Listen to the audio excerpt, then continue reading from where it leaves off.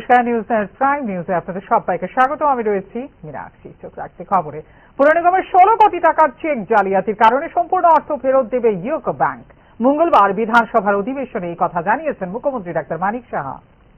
আগরতলা পুর নিগমের 16 কোটি টাকার চেক জালিয়াতির ঘটনার বিষয়টিতে মঙ্গলবার বিধানসভার বর্ষাকালীন অধিবেশনের শেষ দিনে বিবৃতি দিলেন মুখ্যমন্ত্রী ডক্টর মানিক সাহা।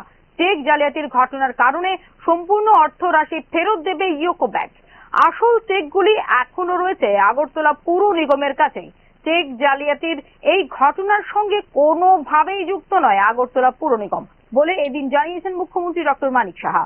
বহিরাজ্যের যে সব অ্যাকাউন্টে ঢুকছে এই অর্থ তার তদন্ত চলছে বলেও ওই দিন জানিয়েছেন মুখ্যমন্ত্রী। আমাদের এখান থেকে এটা ইস্যু করা হয়নি। এখন পরবর্তী সময়ে দেখা গেল আরো দুটি চেক এইরকম ভাবে ব্যবহার করেছে, সেখানেও প্রায় 7,22,00,000 প্লাস, মানে 7,22,97,600 টাকার মতো সেখান থেকে একইভাবে এটা তুলে নেয়। আরো এখানে এবং বিশ্বাস এন্টারপ্রাইজ নামে ওরা তুলে নিয়েছে। এখন একটু আমার জিনিস করতে দিন, আদারওয়াইজ আমি এনকোয়ারি চলছে। আমি আপনাকে যেহেতু এটা বলছেন ইম্পর্টেন্ট, তাই নিউজ পেপারও উঠে, এর জন্য আমার মনে হয় যে সাংবাদিকদের মাধ্যমে, সাংবাদিক বন্ধুদের মাধ্যমে এটা সবার জানা দরকার। এবং ইউকো ব্যাংকের যে এখান থেকে টোটাল, তাহলে এই যে 9 কোটি প্লাস 7 কোটি মিলে টোটাল 16,35,43,43,300 টাকা এইভাবে ঠিক করে প্রতারণা করে সেটা নিয়ে যান। এখন সেই বিষয়ে সাথে সাথে পুর নিগম আইনের যারা লয়াররা আছেন তাদের সাথে কথা বলেন এবং তাদের থেকে মত নিয়ে তারা এই যে ব্যাংকের জন্য যে এই ভুলটা হয়েছে এবং এর জন্য এফআইআর, ব্যাংকের সাথে কথা বলেছে যে আমরা কি এফআইআর করবো, কিন্তু ব্যাংক অলরেডি কিন্তু এফআইআর করে দিয়েছে। তো যখন, কারণ এটা তো আমার পুরো নিগমের বিষয় না, সেটা হচ্ছে বিষয় ওনারা তো কিছু করেনি, হয়েছে ইউকো ব্যাংকের। ইউকো ব্যাংক আগরতলা পুর নিগমের 16 কোটি টাকার চেক জালিয়াতির ঘটনায় ইউকো ব্যাংকের আগরতলা শাখার এক মহিলা কর্মীকে গ্রেপ্তার করেছে পুলিশ। ঘটনার তদন্তে সিট গঠন করেছে রাজ্য সরকার। পরবর্তী সময়ে এই ঘটনার তদন্ত দেওয়া হয়েছে ক্রাইম ব্রাঞ্চের হাতে। ব্যুরো রিপোর্ট, নিউজ নাও। নবগঠিত ত্রিপুরা সুন্দরী মন্দিরের উদ্বোধনে ব্যর্থ রাজপরিবার। বিরোধীরা অদ্ভুত এই বিতর্কে জল ঢাললেন মুখ্যমন্ত্রী এবং তথ্যমন্ত্রী। বিশিষ্টদের তালিকা নির্ধারণ করে প্রধানমন্ত্রী কার্যালয়ে বলে বিধানসভায় স্পষ্টীকরণে জানিয়েছে সরকার পক্ষ। উদয়পুরে নবরূপে সজ্জিত মা ত্রিপুরা সুন্দরী মন্দিরের উদ্বোধন উপলক্ষে রাজপরিবার এবং বিরোধী দলকে আমন্ত্রণ না জানানোকে কেন্দ্র করে মঙ্গলবার ত্রিপুরা বিধানসভায় সৃষ্টি হয় তীব্র বিতর্ক। সোমবার 22 সেপ্টেম্বর প্রধানমন্ত্রী নরেন্দ্র মোদীর উপস্থিতিতে মন্দিরের উদ্বোধন হলেও রাজপরিবারের কোন সদস্যকে আনুষ্ঠানিকভাবে জানানো হয়নি আমন্ত্রণ করে। এই ঐতিহাসিক অনুষ্ঠানে রাজপরিবারের কাউকে ডাকা হলো না কেন, তা নিয়ে প্রশ্ন তুলেন তিপ্রামথা বিধায়ক বিশ্বজিৎ কলই। রাজ্য সরকার মুখ্যমন্ত্রী মানিক সাহার নির্দেশে অতিথি তালিকায় রাজপরিবারের সদস্য সহ বিশিষ্ট ব্যক্তিদের নাম রেখেছিল। তবে প্রধানমন্ত্রী দপ্তরের নির্দেশে দিল্লির সাউথ ব্লক থেকে পাঠানো সংশোধিত তালিকায় কেবল পূর্ব ত্রিপুরার সাংসদ তথা রাজপরিবারের সদস্য প্রীতি দেবী দেববর্মা ও তিপ্রামথার মন্ত্রী অনিমেষ দেববর্মার নাম অন্তর্ভুক্ত হয় বলে জানান মন্ত্রী সুশান্ত চৌধুরী। রাজপরিবারের প্রতিনিধিত্ব নিশ্চিত করতে রাজ্য সরকার সর্বোচ্চ চেষ্টা করেছে, এখানে অবহেলার প্রশ্নই ওঠে না বলেও জানিয়েছেন তিনি।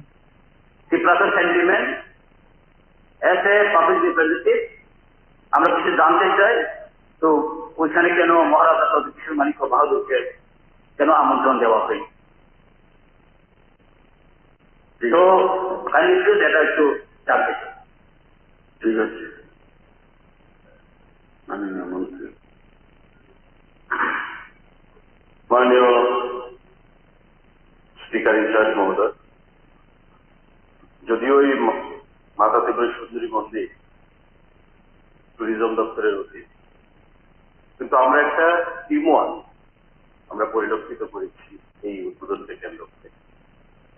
এবং এখানে আমাদের প্রাইম মিনিস্টার অফিস থেকে পাঠানো যে লিস্ট অফ ডিগনিটারিজ যারা বিভিন্ন ফেজ ওয়াইজ বিভিন্ন জায়গায় থাকবে তাদের নামও আছে এবং সেখানে রাজ পরিবারের সদস্য এবং আমাদের পূর্ব আসনের মেম্বার অফ পার্লামেন্ট শ্রীমতী কৃতি দেবী সিং নামও রাখা হয়েছে। অনারেবল মিনিস্টার অনিমেষ দেব বর্মা উনি আমাদের সঙ্গে লাইন আপে ছিলেন রিসেপশন মাতাবাড়ি মন্দির। তার বাইরে এখানে পাঠানলাল এবং আমাদের ঘুমতি জেলার যারা বিভিন্ন এমএলএরা রয়েছেন তাদের নামও বিভিন্ন লাইন আপে আমরা রেখেছি। অ্যাকচুয়ালি আপনি নিশ্চয়ই জানবেন এবং মাননীয় সদস্য নিশ্চয়ই জানবে যে অ্যাজ পার প্রোটোকল যা সমস্ত কিছু এখানে রাজ্য লেভেলে কোনো কিছু নির্ধারিত হয় না। প্রপোজাল আমরা পাঠাতে পারি, মাননীয় মুখ্যমন্ত্রীও সেটা জানেন যে পিএমও থেকে সমস্ত লিস্ট আমাদের কাছে পাঠানো হয়, এগুলোকে এপ্রুভ করে এবং লাস্ট মোমেন্টে মুখ্যমন্ত্রীর হস্তক্ষেপে এখানে আমাদের গোমতী জেলার যারা বিধায়ক পাঠানলাল থেকে শুরু করে তাদের নাম সেখানে রাখা হয়েছে। কৃতি দেবী সিং আসতে পারেননি, মোস্ট প্রবলি উনি একটা অ্যাক্সিডেন্টে হয়েছিল না, উনি ট্রিটমেন্টে রয়েছে, কিন্তু আমাদের শরিক দল ত্রিপুরামথার মাননীয় সদস্য মাননীয় মন্ত্রী আমাদের সঙ্গে নিজেই ছিলেন এবং অন্যান্য সদস্যরাও সেখানে ছিলেন। দ্বিতীয় দিকটা আমরা দেখেছি সোশ্যাল মিডিয়াতে অন্যান্য বিরোধী দলের থেকেও এটাকে একটা প্রধানমন্ত্রীর আগমনকে কেন্দ্র করে একটা কন্ট্রোভার্সি তৈরি করার চেষ্টা করা হচ্ছে। দেখুন, প্রধানমন্ত্রী সকলে বিরোধী বিধায়কদের কেন বাদ দেওয়া হলো? এই মন্দির কি কেবল শাসক দলের জন্য? তা নিয়ে প্রশ্ন তুলেন কংগ্রেস বিধায়ক ব্রিজেশ সিনহা। যদি প্রধানমন্ত্রীর জনসভা থাকতো তবে অবশ্যই রাজ পরিবারের সদস্য থেকে শুরু করে বিরোধী সকলকে আমন্ত্রণ জানানো হতো বলে বিতর্কে জল ঢেলে দেন মুখ্যমন্ত্রী। এটা নিয়ে আমার মনে হয় এত ডিটেলসে যাওয়াটা কতটুকু সমীচীন তাই আমি যতটুকু আমি জানি একদম 1 to 1 কথা বললাম, যেটা সত্যি কথা এটা বললাম। আমরা শেয়ার করিনি যে কোথায় যাচ্ছে বলেছিল আমাকে।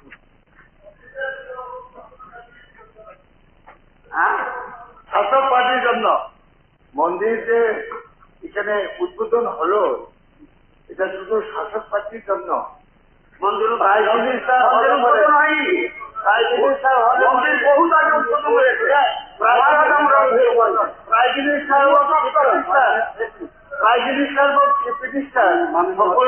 একটা পার্টি নয়। মাননীয় বিধায়ক বিরোধী খবর যেটা বলছেন আমি আবার বলবো, কিন্তু মাননীয় প্রধানমন্ত্রী খালি পুজো দিতে এসছেন, মানে উনি ডিজায়ার করছেন পুজো আপনি দেখেছেন সেই রকম আরেকটা কি আমরা যে অনেকদিন ধরে যেটাকে প্রসাদ প্রকল্প থেকে আমরা চেষ্টা করছিলাম এটাকে ডেভেলপ করার জন্য এবং সেই ডেভেলপমেন্টে আমাদের 37 কোটি টাকা আমরা পেয়েছি দিল্লি থেকে, কিন্তু যেহেতু এটাকে বর্ধিত করা হয়েছে তার জন্য অনেক টাকা খরচ হয়েছে। প্রধানমন্ত্রী নরেন্দ্র মোদীর উপস্থিতিতে প্রসাদ প্রকল্পে নবগঠিত ত্রিপুরা সুন্দরী মন্দিরের উদ্বোধনের সরকারি অনুষ্ঠানে বিরোধী রাজনৈতিক দল এমনকি শরিক ত্রিপুরামথাকে আমন্ত্রণ না জানানোর বিষয়টি নিয়ে তৈরি হয়েছে এক সুস্থ বিতর্ক। তবে বিষয়টি যেহেতু প্রধানমন্ত্রীর সদর দপ্তরের অধীনে, তাই এক্ষেত্রে রাজ্য সরকারের বিশেষ এখতিয়ার নেই বলেই মনে করেন সংশ্লিষ্ট তথ্যভিজ্ঞ মহল। ব্যুরো রিপোর্ট, নিউজ নাও। কর্মচারীদের বকেয়া 22% ডিএ নিয়ে স্পষ্টীকরণ দিলেন অর্থমন্ত্রী প্রণজিৎ সিংহ রায়। বকেয়া ডিএ কমিয়ে আনার উদ্যোগ নিয়েছে রাজ্য সরকার, যথাসময়ে তা ঘোষণা করবেন মুখ্যমন্ত্রী। মঙ্গলবার বিধানসভায় মহার্ঘ ভাতা নিয়ে স্পষ্টীকরণে এমনটাই জানালেন অর্থমন্ত্রী প্রণজিৎ সিংহ রায়। মাননীয় মুখ্যমন্ত্রী যেটা বলেছেন ওনার বক্তব্য শুধু একবার না, উনি যখনই যান কেউ প্রশ্ন করলে সেখানে বারবার উনি এটাই বলার চেষ্টা করেছেন যে আমরা আমাদের রাজ্যের আর্থিক অবস্থার উপর বিবেচনা করে কর্মচারীদের সঙ্গে যেভাবে তাদের ডিএর যে ডিফারেন্স এখন পর্যন্ত 22% আছে এবং সেগুলো যত সম্ভব কমিয়ে দেওয়ার মতো ব্যবস্থা আমাদের সরকার সেটা করার জন্য উদ্যোগ নিচ্ছে এবং সেটা আমরা করতে থাকবো। বেশি সময় নেই, সময় আমাদের আর্থিক পরিস্থিতির উপর নির্ভর করে আমরা সেটা করব, সময় হলে সেটা মাননীয় মুখ্যমন্ত্রী বলবেন। সুতরাং এর জন্য আপনি যেটা বলেছেন সরকারি কর্মচারীদের জন্য করার জন্য সরকারের ভাবনা আছে এবং সরকার যেটা করছে বিগত যে কয়েক বছর যেটা করেছে সেই মোতাবেক ধারা মতো আমরা করার চেষ্টা করবো। এটাই মুখ্যমন্ত্রীর এই বক্তব্য। উদয়পুরে মহিলা হত্যায় যুক্ত অভিযুক্তরা বিচারাধীন। এছাড়া আগরতলায় এমএলএ হোস্টেলে বিধায়ককে হুমকির ঘটনার মামলাও বর্তমানে আদালতে বিচারাধীন বলে বিধানসভায় জানিয়েছেন মুখ্যমন্ত্রী। উদয়পুরের মির্জায় গৃহবধূ অঞ্জলি সরকার হত্যা মামলায় অভিযুক্ত 5 জনকে গ্রেপ্তার করা হয়েছে এবং বর্তমানে চলছে তাদের বিচার প্রক্রিয়া। মঙ্গলবার বিধানসভায় প্রশ্নোত্তর পর্বে একথা জানিয়েছেন মুখ্যমন্ত্রী ডক্টর মানিক সাহা। 2025-এ 10:30 একটা এফআইআর হয়, সেখানে অভিযুক্ত লিটন দাসের নেতৃত্বে, যাকে এফআইআর করা হয়েছিল, লিটন দাসের নেতৃত্বে কয়েকজন পঙ্কজ সরকারের দোকানে আসে। সেই সময় মেয়েটা অঞ্জলি সরকার সেখানে উপস্থিত ছিল। অভিযুক্তরা অঞ্জলি সরকারকে জানায় যে তারা তাকে নিয়ে যাবে। তখন অঞ্জলি সরকার ও যিনি অভিযোগকারী অর্থাৎ পঙ্কজ সরকার সেই সামনে যে ওই রিলেশনের যে ভিডিও ফটোগুলো সেগুলো দেখাতে শুরু করে। কিন্তু অঞ্জলি সরকার তার প্রত্যাখ্যান করেন যে আমি তোমাদের সাথে যাবো না। অভিযুক্তরা তাকে মারধর করে। অভিযুক্তরা যখন বাঁচাতে যায় তখন তাকেও, যিনি অভিযোগকারী সেই যখন তাকে বাঁচাতে যায় অর্থাৎ তার সামনে, তখন তাকেও তারা মারধর করে এবং পরবর্তী সময়ে অভিযুক্তরা সেখান থেকে যে স্থান ত্যাগ করে। পরের দিন 19শে সেপ্টেম্বর 2025 সকালে 5:30 অঞ্জলি সরকার মির্জা বাজারে যে দোকান যখন খুলে সেখানে অভিযুক্তরা সকলে মিলে সেখানে উপস্থিত হয়। তারপর পেট্রোল ঢেলে আগুন ধরিয়ে। আমার কাছে তার রিপোর্ট। অপরদিকে আগরতলায় এমএলএ হোস্টেলে তিপ্রা মথার বিধায়ক ফিলিপ রিয়াংকে প্রকাশ্যে হুমকির ঘটনায় অভিযুক্তদের জামিন হয়ে গেলেও বর্তমানে এই মামলা আদালতের বিচারাধীন বলে জানিয়েছেন মুখ্যমন্ত্রী। 2025-এ 1 সেপ্টেম্বর হয়েছে ঘটনা। ওই রাতের ঘটনার সময় একটা এলজিসি থানার মধ্যে ওনার একটা এফআইআর, এবং এই এফআইআর এর পরিপ্রেক্ষিতে 4 জন লোককে, আপনিও বলেছেন বিষয়টা, 4 জন লোককে কিন্তু অ্যারেস্ট করেছে। এখন হুমকি চমকি সবকিছু একটা আইনে কিছু নির্দিষ্ট লেখা থাকে, কি হলে কি করতে পারবেন সেটা আপনি বললেই আপনি কাউকে এটা অ্যারেস্ট করে একদম পুরো বিষয়ে দেখতে পারবেন। এখানে বলা হয়েছে বিভিন্নভাবে গালিগালাজ করা হয়েছে, এফআইআর উল্লেখ করা হয়েছে, কিন্তু দিলীপবাবু আছেন। উদয়পুরের অঞ্জলি সরকার হত্যা মামলায় গ্রেপ্তার করা হয়েছে 5 জনকে। এদের মধ্যে কাকরাবন বিধানসভার বিধায়ক জিতেন্দ্র মজুমদারের ভাতিজা অনুপম মজুমদার সহ কিঙ্কর দাস, দীপ্তনু দাস, আকাশ দাসকে গ্রেপ্তার করা হয়েছিল প্রাথমিক পর্যায়ে। পরবর্তী সময়ে ঘটনার মূল অভিযুক্ত পলাতক লিটন দাসকে গ্রেপ্তার করে পুলিশ। এই 5 জনের বিরুদ্ধে থানায় মামলা দায়ের করেছিল মৃতার স্বামী। এদিন এই বিষয়ে সময় মতো পদক্ষেপ না নেওয়ার কারণে চাকুরি থেকে বরখাস্ত করা হয়েছে কাকরাবন থানার সাব ইন্সপেক্টরকে। Bureau report, news now. গত 3 বছরে রাজ্যে অনুপ্রবেশকারীর সংখ্যা মোট 3518। এক্ষেত্রে গত 3 বছরে পুশ ব্যাক করা হয়েছে মোট 2739 জন। মঙ্গলবার বিধানসভার অধিবেশনে দৃষ্টি আকর্ষণী পর্বে এক প্রশ্নের জবাবে এই কথাই জানিয়েছেন মুখ্যমন্ত্রী ডক্টর মানিক সাহা। অনুপ্রবেশকারীদের বেশিরভাগই বাংলাদেশ এবং মায়ানমার থেকে আগত, তবে রাজ্যে আগের তুলনায় ধীরে ধীরে হ্রাস পাচ্ছে অনুপ্রবেশকারীদের সংখ্যা। এক্ষেত্রে সক্রিয় রয়েছে রাজ্যের নিরাপত্তা এজেন্সিগুলো বলেও এদিন জানিয়েছেন মুখ্যমন্ত্রী।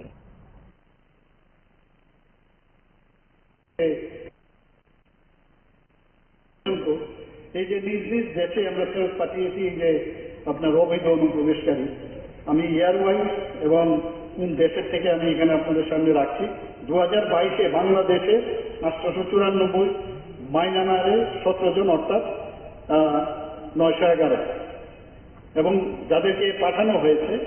এবং 2023-এ বাংলাদেশে 596, মায়ানমারের 61, 657, এবং 2024-এ 676 বাংলাদেশের আর মায়ানমারের 14, অর্থাৎ 690, এবং 2025-এ 31শে আগস্ট পর্যন্ত 441, মায়ানমারের 40, বাংলাদেশের 441, অর্থাৎ 481, অর্থাৎ টোটাল 2739 জন এখন পর্যন্ত তাদের যার যার দেশে এখানে পাঠানো হয়েছে। এখন তাদেরকে ডিপোর্ট করার যখন বিষয় দাঁড়ায়, সে কিন্তু আদালতে কিন্তু অনেকে যদি ভিতরে ঢুকে যায় তাদের কিন্তু আদালতে পেশ করতে হয় এবং তাদের কিন্তু কারাবাসেও থাকতে হয়।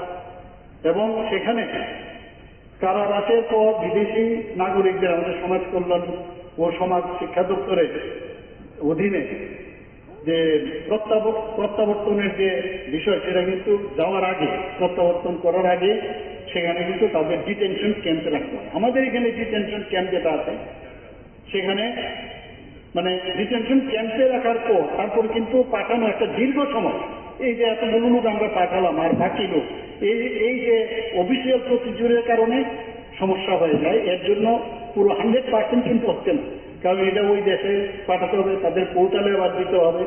তো তাতে করে আমাদের যে সাধারণ প্রশাসন আছে রাজ্য সরকারের পলিটিক্যাল, সেখানে ফরেনার রেজিস্ট্রেশন অফিসারের কাছে এই প্রত্যাবর্তনের অর্ডার পাঠানোর জন্য আমরা পাঠাতে হয় এবং আমরা কিন্তু চিঠিও দিয়েছি। বাংলাদেশে 2023-এর একজন, 2024-এ 38, 2024-এ 38 এবং 2025-এ 27। ত্রয়োদশ বিধানসভার অষ্টম অধিবেশনের শেষ দিনে বিধানসভায় অনুপস্থিত ছিলেন বিরোধী দলনেতা জিতেন্দ্র চৌধুরী। দলীয় প্রতিনিধি দলের সঙ্গে বিদেশ সফরে যাওয়ার কারণে বিধানসভায় উপস্থিত হতে পারেননি বিরোধী দলনেতা বলে জানিয়েছেন অধ্যক্ষ। উল্লেখ করা যেতে পারে, বিধানসভা অধিবেশনের মাঝে দলীয় প্রতিনিধি দলের সঙ্গে চীন সফরে গিয়েছেন বিরোধী দলনেতা জিতেন্দ্র চৌধুরী।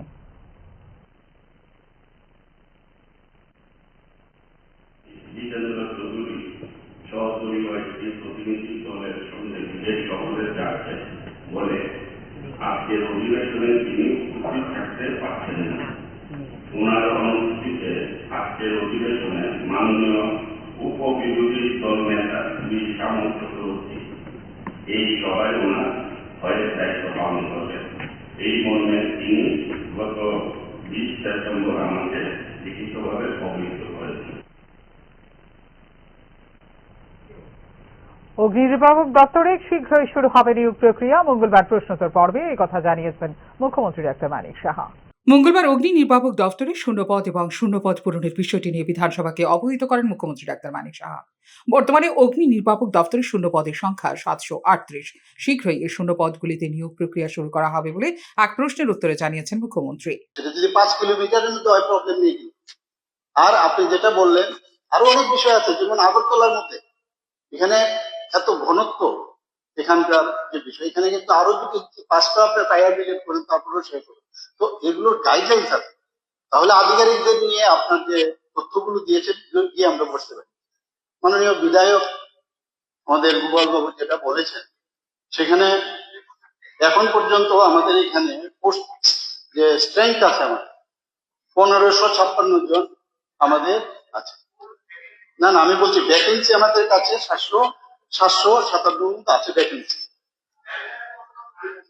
আচ্ছা শুনুন, তো এই যে এই ভ্যাকেন্সি পূরণ করার জন্য অলরেডি প্রক্রিয়া আপনিও জানেন চলছে। কোন জায়গায় ত্রুটি ছিল, ত্রুটিগুলো আমরা সারিয়ে আবার নতুন ভাবে আমরা চেষ্টা করছি। আমরাও চাইছি যে সব শূন্য পদগুলো যাতে পূরণ হয়। আপনি এর মধ্যেই দেখবেন এই রেজাল্ট আপনারা পাবেন। আর 3 বছরের মধ্যে হচ্ছে তো, আপনি 35 বছরের কথা কি বলুন না, 5 বছরের কথা কিন্তু বলছেন না। আপনি 3 বছর হয়েছে কি বেশি বয়স হয়ে গেছে না? অগ্নি নির্বাপক দপ্তরের ফায়ারম্যান ও ড্রাইভার পদে নিয়োগ প্রক্রিয়া শুরু হয় 2022 সালে, কিন্তু পরবর্তী সময়ে অনিয়মের অভিযোগে বাতিল করা হয় এই নিয়োগ প্রক্রিয়া। এরপর পুনরায় নতুন নিয়োগ বিজ্ঞপ্তি না আসায় এবং 2022 সালের নিয়োগের ফলাফল প্রকাশ না হওয়ায় অবিলম্বে নিয়োগ প্রক্রিয়া সম্পন্ন করার দাবি করছে চাকুরি প্রার্থীরা। ফিউরো রিপোর্ট, নিউজ নাও। এখনকার মতো এই মুহূর্তে সংবাদ এই পর্যন্ত। অন্যান্য আপডেট দেখার জন্য অবশ্যই নজর রাখতে হবে নিউজ নাওর পর্দায়। নমস্কার, শুভরাত্রি।